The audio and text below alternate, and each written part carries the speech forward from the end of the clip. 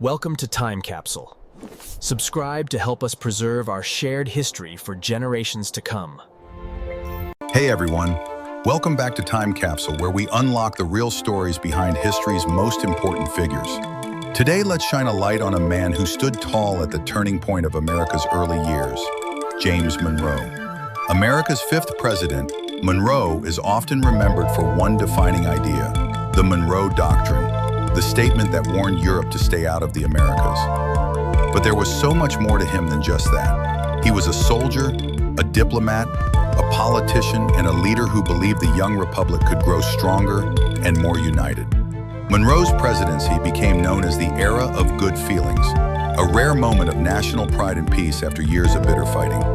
But he, like all the founding fathers, was complicated, balancing big dreams with harsh realities.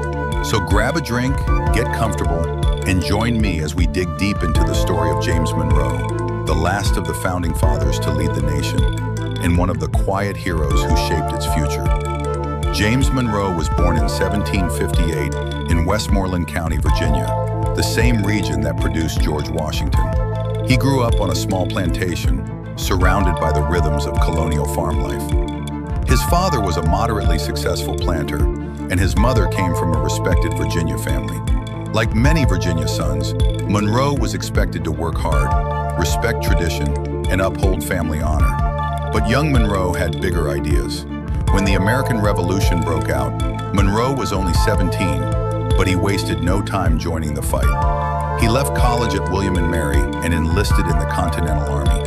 In 1776, he saw action at the Battle of Trenton, where he was badly wounded, a musket ball tearing through his shoulder.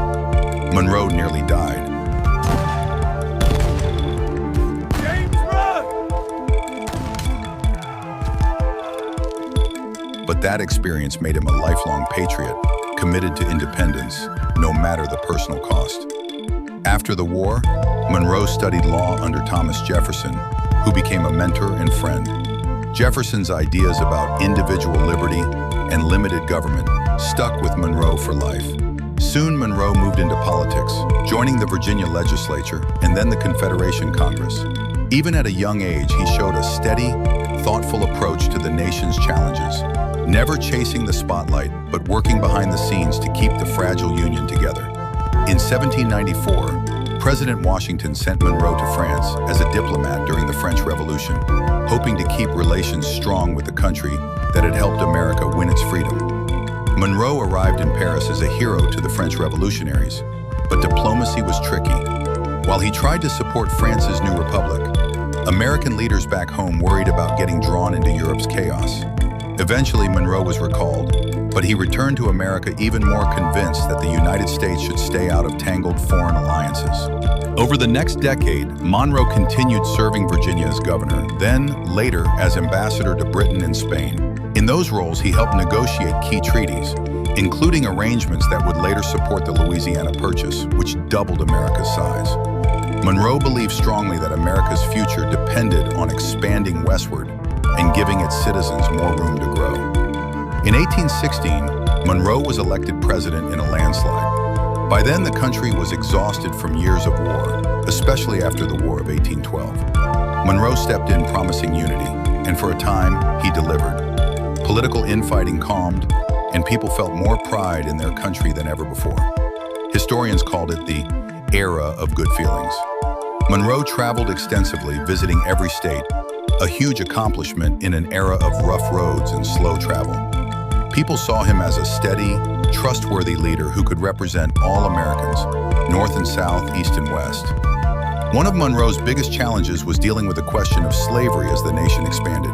In 1820, a crisis erupted when Missouri wanted to enter the Union as a slave state. To prevent a North-South split, Monroe signed the Missouri Compromise, allowing Missouri to come in as a slave state but banning slavery in other parts of the new Western territories. It was a temporary fix that kicked a difficult problem down the road, but many believed it saved the Union at the time. In foreign policy, Monroe's moment came in 1823 when he declared what became the Monroe Doctrine. In a speech to Congress, he warned Europe to stay out of the affairs of the Americas, making it clear that the Western Hemisphere was no longer open to colonization. The American continents are henceforth not to be considered as subjects for future colonization by any European powers. This bold statement told the world that America was no longer a fragile former colony.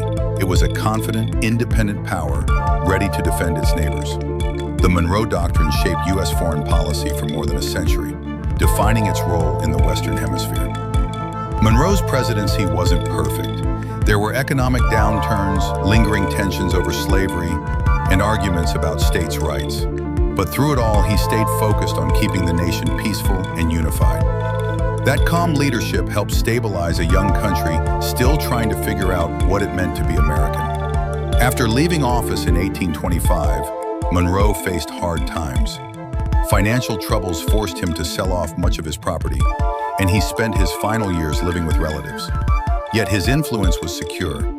He lived long enough to see America stretching across the continent, fulfilling the dreams of so many revolutionaries. Monroe died on July 4th, 183, the third president in a row to pass away on Independence Day, after Jefferson and John Adams 5 years earlier.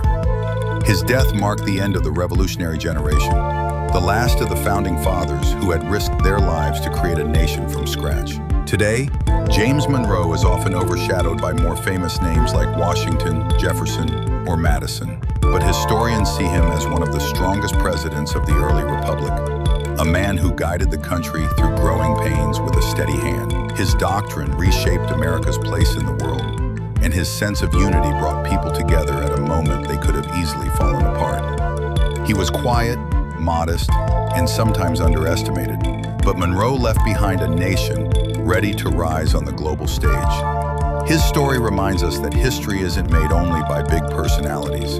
Sometimes, the most powerful legacy is left by those who lead calmly, with wisdom, during uncertain times. So, what do you think was Monroe's greatest achievement? Was it the Monroe Doctrine, the era of good feelings, or keeping America united after years of war? Share your thoughts in the comments.